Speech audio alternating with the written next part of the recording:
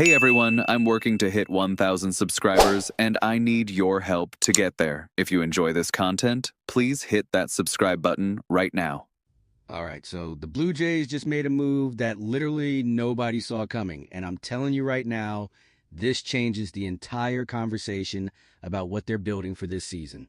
John Heyman dropped a massive report connecting Toronto to multiple free agents.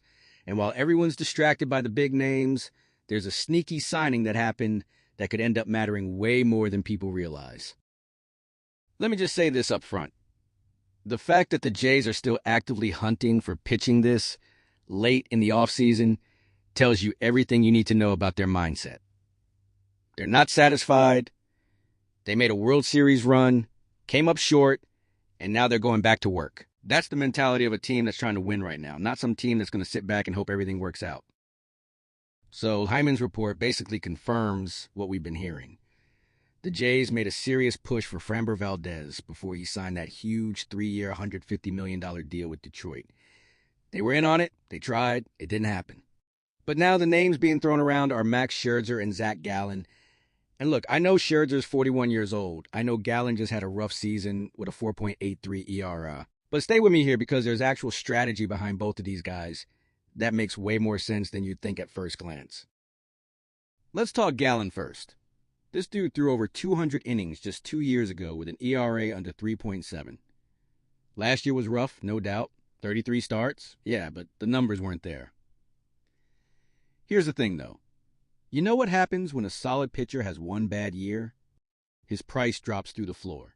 The market treats him like he's washed, and teams can swoop in and get incredible value. That's exactly what the Jays should be doing here. Gallen's still got a 6-pitch mix. He's proven he can handle a full workload. One down year doesn't erase what he's done before. If Toronto can bring him in on a reasonable deal, and he bounces back even halfway, you just stole a legit middle-of-the-rotation arm for pennies on the dollar. That's smart baseball.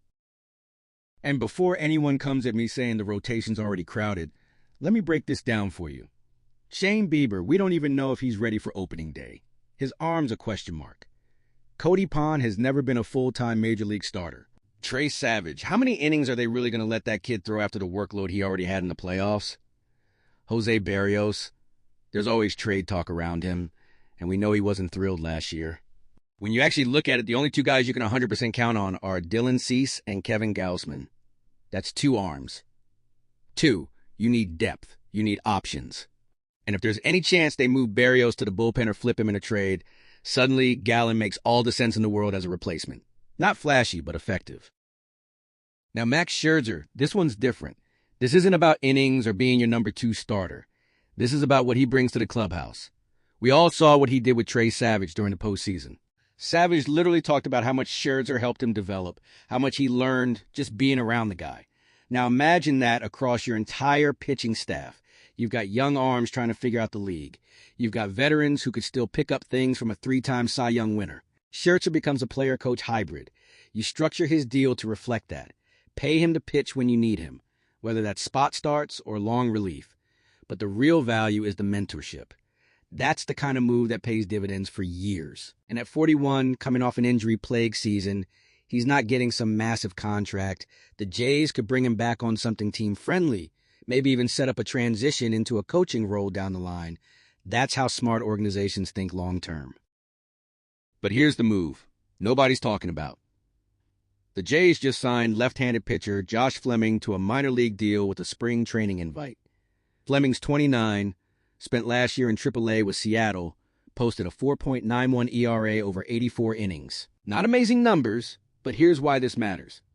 He's a lefty, and right now the Jays bullpen only has 2 left-handed relievers, Brendan Little and Mason Flutie.